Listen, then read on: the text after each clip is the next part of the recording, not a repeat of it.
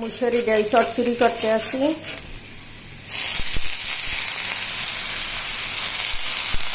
হলুদের গুঁড়ো দিছি, লবণ দিছি। এখন ভালো করে ডালটাকে কষিয়ে নেই।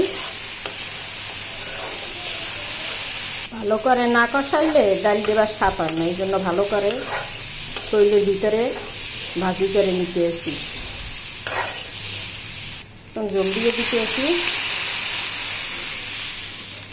ডালের ভিতরে আবার বোম্বাই মরিচ দিলে একটু ঘ্রাণ আসবে, এই জন্য বোম্বাই মরিচ দিই।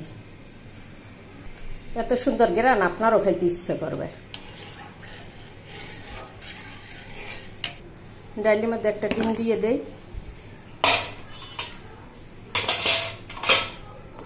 ডিম দিয়ে দিছি। এবার একটু ধনিয়া পাতা দিয়ে দেই।